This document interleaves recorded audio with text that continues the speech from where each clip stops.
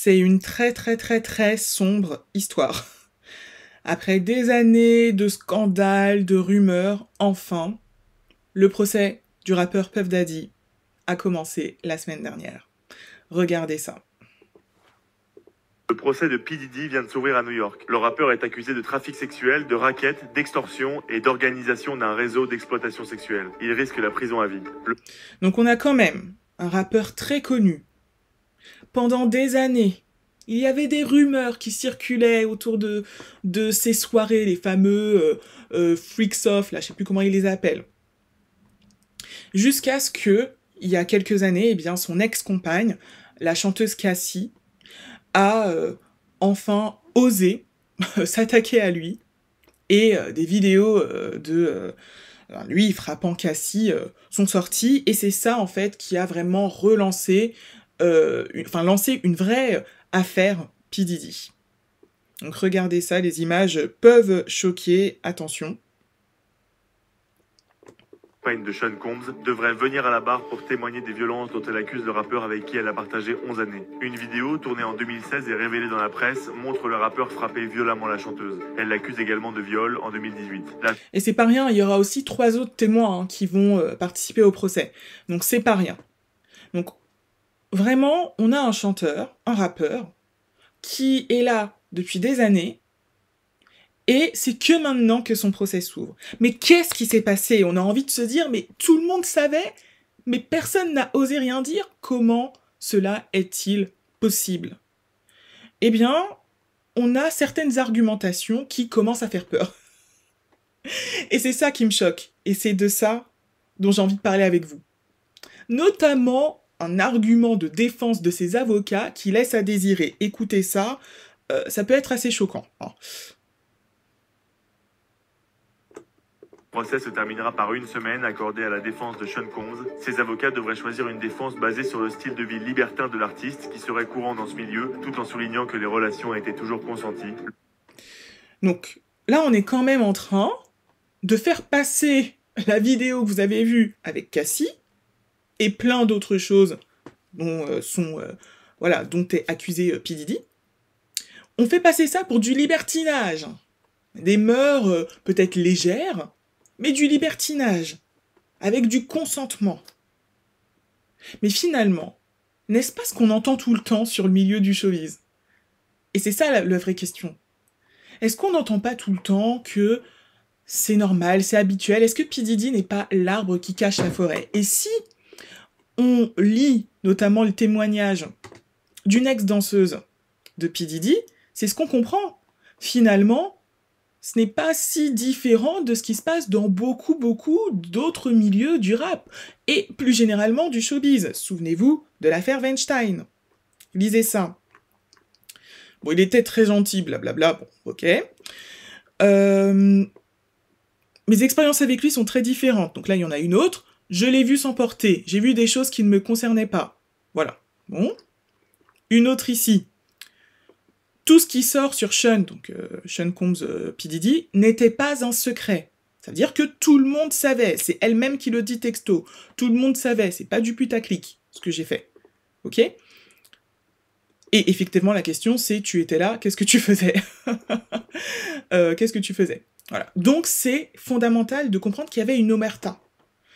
Pourquoi il y a ce type d'omerta, en fait? Comment se fait-il que on peut parfois évoluer dans des milieux et que personne ne dit rien alors qu'il y a des choses inacceptables qui se déroulent sous nos yeux? Et ça nous concerne tous. T'es peut-être en train de te dire que ça concerne le showbiz, voilà, P. Diddy, R. Kelly, l'affaire Weinstein, ça sont juste les grandes stars, ça ne nous concerne pas. Non, non, non. Regardons les affaires d'harcèlement moral récentes. Je suis juste dans harcèlement moral sur Google, dans les actualités. 5 maîtresses condamnées pour harcèlement moral contre une autre enseignante. Donc là, c'est entre collègues, super. Suicide et harcèlement moral à l'hôpital public. Merveilleux. Même dans le milieu parelmonial. Harcèlement moral, même dans le milieu des associations religieuses. Bon. Voilà, bon, il y a beaucoup de sujets publics ici. La justice est obligée de s'y mettre aussi. Donc, vous voyez bien que c'est un sujet de société. Ça ne concerne pas que les personnalités. Nous tous, au quotidien, nous pouvons être confrontés à des situations dans un milieu qui créent des règles injustes, qui créent des comportements et des traitements injustes, voire criminels. Et nous, on est face à notre réaction face à cela, face à ces situations. Que devons-nous faire? Est-ce que l'on doit oser dire la vérité et encourir certains risques? Ou est-ce qu'on doit se taire? Et derrière, sentir de la culpabilité et se sentir comme finalement complice des actes monstrueux qui se propagent autour de nous. Et bien dans cette vidéo, je vais te donner 2 clés. Reste jusqu'au bout parce que tu auras vraiment une méthodologie détaillée. Je vais te donner 2 clés pour savoir comment arrêter de ne plus rien dire ou alors choisir en fait avec sérénité comment oser dire ta vérité ou pas, comment te positionner face à ces situations-là, notamment si tu es dans un milieu très compliqué, très difficile, ou ça peut même être un environnement amical ou personnel, hein, dans ta famille, et que tu veux apprendre à te positionner. Et on va prendre le cas de P. Diddy pour ça, pour apprendre à prendre sa place, parce que c'est ce qu'on fait à l'école d'expression. Donc, moi je suis Jennifer Telep, la fondatrice de l'école d'expression, et je te souhaite la bienvenue. Ici, le but, c'est de maîtriser son langage et son discours, certes, mais pas juste pour performer en langue française ou prise de parole. Le but, c'est d'être à l'aise avec sa personnalité et ses convictions, pour prendre sa juste place dans la société, pour arrêter d'être le tapis sur lequel les gens marchent, parce qu'ils ne respectent pas ce que tu penses.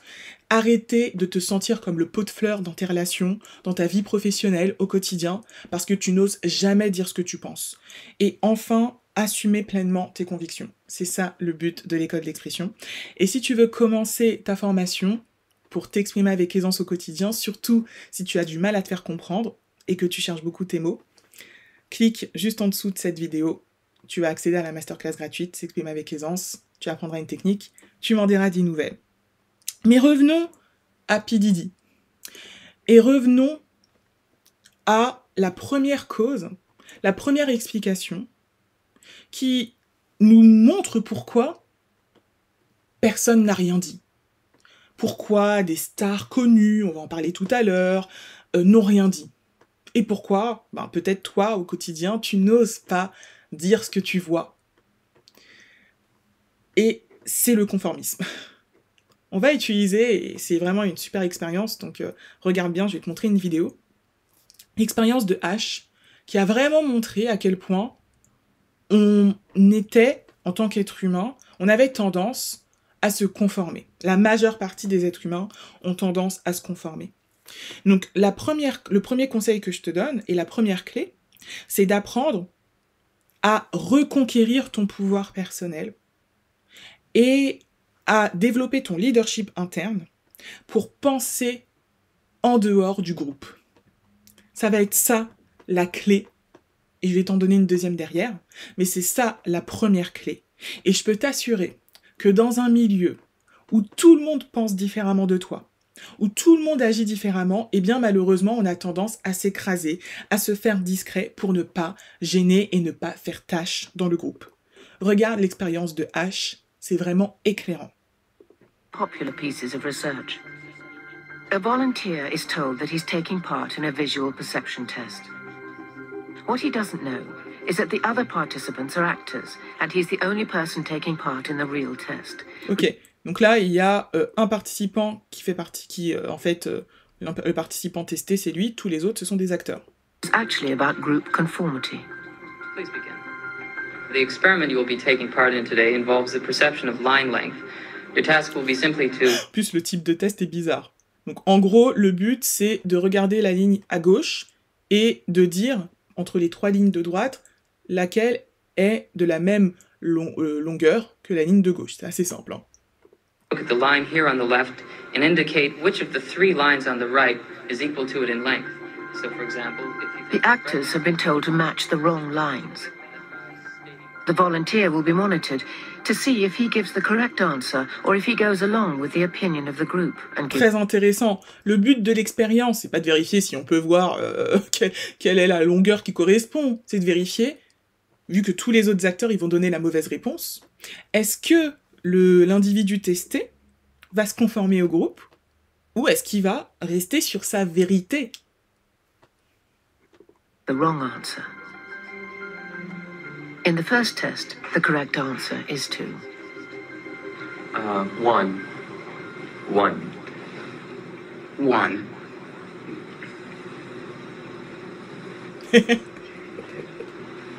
Two. 1. Vous avez vu? Est-ce que vous vous reconnaissez pas, vous? Quand tout le monde dit quelque chose, partage une idée différente de ce que vous pensez, au début, vous allez peut-être commencer à dire, vous, ce que vous considérez vos vrais jugements. Mais là, on sent que le mec est pas assuré, hein. Et la suite est encore plus intéressante.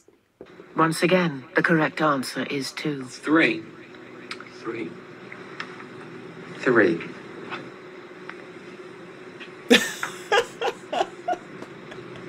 Three. Et en fait, ne faites pas comme si c'était bizarre.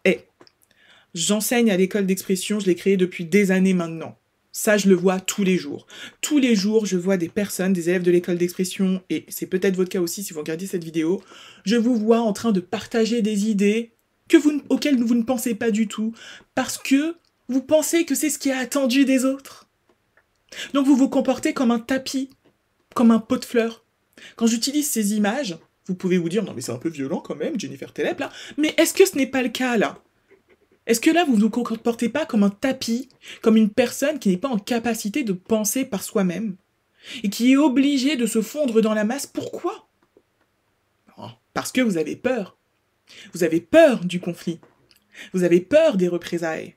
Vous avez peur de ne pas être comme les autres. Vous avez peur de votre singularité. Vous avez peur de votre pouvoir. Donc c'est pour ça que cette première étape, elle consiste à reconquérir votre pouvoir, votre capacité à dire oui ou à dire non, votre capacité à dire A quand les autres disent B, et à ne pas avoir peur de cela.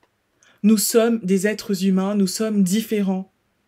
La paix ne vient pas du fait que nous soyons tous pareils et qu'on va tous dire la même chose. La paix va découler de notre capacité à accepter nos différences et quand même vivre ensemble. Mais cette tentative-là, de créer de la paix et de l'harmonie en annihilant toutes nos singularités, ça marche pas. En tout cas, ça réprime votre expression et ça crée des personnes qui, au fond d'elles, sont malheureuses, se sentent impuissantes, se sentent insignifiantes. Et c'est pas ce qu'on fait ici comme travail. Donc, ce regard-là, ce qui ressent l'individu testé, beaucoup d'entre vous, vous le vivez au quotidien, et ça, il faut arrêter, il faut reprendre son pouvoir. C'est vraiment la première clé. Et ce qui est intéressant, c'est que dans le milieu, et dans le cas de l'affaire P. Diddy, dans le milieu du showbiz, ce n'est pas ce qui se fait, bien évidemment. On verra qu'il y a quelques cas quand même, hein, voilà. Mais c'est assez rare. Et je vais vous donner les stratégies si vous voulez dire votre vérité.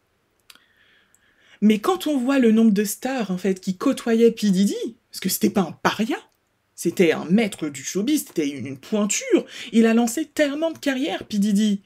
Justin Bieber. Usher, déjà, le petit Usher.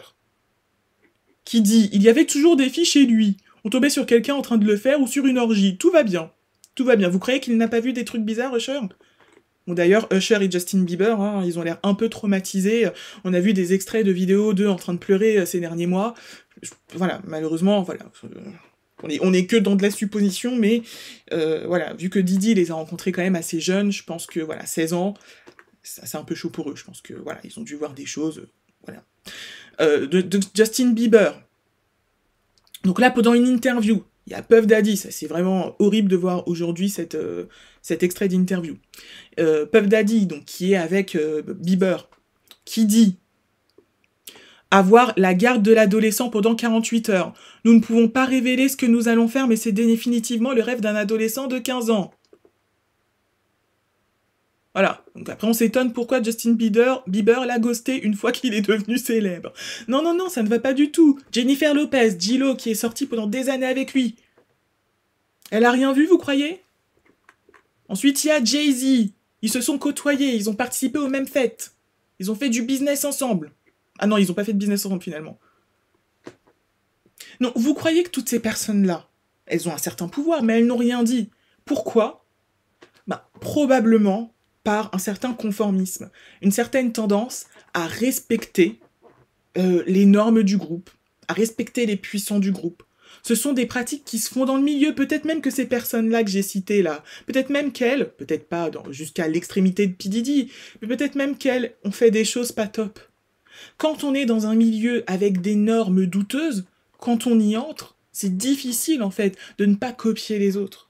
Pour cela, il faut une grande indépendance d'esprit. Il faut un grand leadership interne. Et il faut sortir du piège de l'expérience de H. Et c'est ça que vous n'arrivez pas à faire.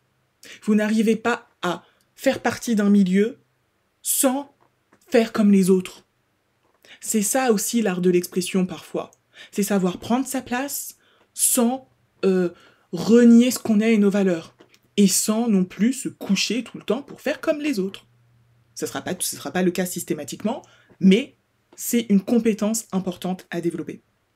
Donc ça, c'est le premier enseignement. Et le deuxième, ça va être de développer son leadership, bien évidemment. Ça va être de développer son leadership, et on va voir avec le cas de P. Diddy que certaines personnes ont osé l'ouvrir. Et je vais vous donner 3 possibilités, 3 options, 3 scénarios pour oser, en fait, affirmer vos convictions, même quand vous ne pensez pas comme le groupe. Alors, le but, c'est aussi de le faire par stratégie. Le but n'est pas que vous disiez ce que vous ayez à dire et que derrière, vous ayez des représailles, que votre carrière soit fichue. Hein, à l'école d'expression, on aime réussir. Si vous ne le savez pas, je suis une transfuge de classe. Je suis venue d'un milieu populaire, puis j'ai fait une grande école, Sciences Po Paris. Je travaillais dans certains milieux élitistes, politiques, donc j'ai été assistante parlementaire. J'ai ensuite été conseillère discours, plume de ministre à 25 ans. Donc moi, j'aime bien la réussite sociale. Et aujourd'hui, je suis entrepreneur. Il n'y a pas de souci. Mais pour autant... c'est pas pour autant qu'on va accepter tout d'un milieu, en fait. On va se calmer. On va poser ses limites. Donc, la première option, c'est la guerre ouverte. Ça, c'est le plus évident, hein. La guerre ouverte, c'est-à-dire qu'il y a une personne ou, je sais pas, un groupe dans votre milieu qui a des pratiques, des propos, des actions qui sont opposées à vos valeurs. Vous allez tirer à balles réelles, vous allez les attaquer directement. Ça peut se transformer en procès, comme dans le cas de P. Diddy, R. Kelly aussi, il y a quelques années. Ça peut se faire via d'autres voies, via de l'expression. Donc c'est le cas, par exemple, ça me fait penser, en fait, au cas de Kendrick Lamar. Donc Kendrick Lamar, vous l'avez peut-être suivi ou pas, donc c'est un rappeur américain, Drake, voilà aussi, enfin rappeur, en tout cas, je pense qu'il s'appelle comme ça, et Kendrick Lamar a accusé directement, dans plusieurs chansons, Drake de faits graves, hein, et Kendrick, il n'est pas en prison, donc voilà, donc on va voir, par exemple, des éléments qu'il a, voilà, il a accusé d'infidélité, il l'a accusé clairement de pédophilie. Voilà, ce sont des accusations graves, quoi, dans des diss tracks. Franchement, voilà, il y a Not Like Us, là, qui est devenu un tube populaire, même, voilà. Certified Pedophile, voilà, c'est pas rien, quoi. Donc, il est quand même allé très très loin dans le clash. Donc, cette stratégie, c'est pour les plus fougueux d'entre vous, pour les plus déterminés, ceux qui sont prêts à faire la guerre. Mais n'allez pas faire la guerre, la fleur au fusil. Soyez entourés, soyez préparés. Parce que quand vous tirez à balles réelles, en face, il y aura des représailles. Donc vous devez absolument être préparé et vous devez absolument être entouré et soutenu pour pouvoir faire la guerre. On fait pas la guerre comme ça tout seul. Oui, je vais dénoncer mon patron et vous avez... non, mais voilà. Parce que je vous vois venir après, je vous vois venir. Hein. Attention. Donc, il y a cette option de guerre ouverte. La deuxième option, c'est la guerre froide. Et là, je vais prendre, toujours dans le cas de P. Diddy, 50 Cent, il y a aussi Eminem, qui, pour le coup, ont critiqué P. Diddy, mais ce n'était clairement pas des accusations aussi directes comme l'a pu faire Kendrick Lamar. Donc ça, c'est important. Ça veut dire que, par exemple, 50 Cent et Eminem, ils ont fait voilà, plusieurs morceaux qui critiquaient P. Diddy. On savait, en fait, qu'il y avait une opposition à P. Diddy, voilà. Donc lui, il dit que, justement, après des années et des années, il dit que ça fait 10 ans qu'il critique P. Diddy, voilà, il me semble qu'il a sorti aussi un documentaire sur P. Diddy, Surviving P. Diddy, ou quelque chose comme ça, là, un peu, pour faire contre... Enfin, un peu, ça fait un peu penser à Surviving R. Kelly, bon bref. En tout cas, voilà, lui, il est connu comme une des personnes qui a, pendant des années, critiqué P. Diddy et a sous-entendu certaines choses, mais pas de façon aussi directe. Donc là, c'est une stratégie un peu de contre-pouvoir. Ça peut être pas mal. Dans le sens où, vous-même, vous avez une certaine aura dans votre milieu, ça demande un peu de pouvoir, on va pas se mentir, et vous portez une voix qui va critiquer. Mais vous n'allez pas aller jusqu'à la guerre ouverte, qui peut mener à des procès, comme c'est le cas pour actuellement P. Diddy contre Cassie, par exemple. Donc ça peut être un élément. N'oubliez pas que si vous n'avez pas de pouvoir individuel personnel, vous pouvez vous allier. Et je vais prendre le cas de France Télécom. Donc quand France Télécom, eh bien, il y a eu cette politique de l'entreprise qui a tout fait, en fait, pour pousser les gens au départ, et que ça a conduit à des vagues de suicides, il y a eu le syndicat qui a décidé de porter plainte en 2009 pour harcèlement moral au travail. Vous voyez ce que je veux dire? C'est pas juste une personne qui s'est réveillée en solo. Qu'est-ce que tu veux faire contre le patron, la société France Télécom? Enfin, ça n'a pas de sens. Donc si vous manquez de pouvoir, vous devez vous allier. Et en entreprise, il y a des syndicats, il peut y avoir des associations, il peut y avoir des collectifs de victimes. Vous ne devez pas rester seul. Vous devez gagner en pouvoir pour être un contre-pouvoir qui va pouvoir mener la guerre. Soit la guerre ouverte, soit une guerre froide. Mais c'est très important de ne pas rester solo. Et il y a une autre stratégie que j'aime bien aussi, qui est la stratégie du déserteur. Voilà, je vous montre, il n'y a pas une seule façon de lutter. Ça me fait penser à Adèle Haenel. Donc Adèle Haenel, c'est une actrice qui a notamment porté plainte contre Christophe Ruggia, un réalisateur, qui a été accusé, voilà, qui a été condamné pour agression contre elle, quand elle avait, je ne sais plus quel âge, mais elle était préadolescente ou très jeune, en tout cas mineure certainement, donc c'est illégal, bien sûr. Et voilà, a fortiori des agressions plus pédophilie, voilà, tout va bien.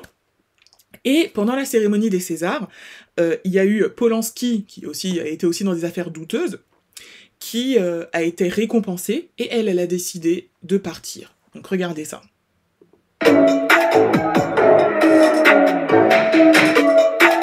Donc là, c'est elle en train de quitter la cérémonie, donc ça a fait un peu le buzz, peut-être que vous vous en souvenez.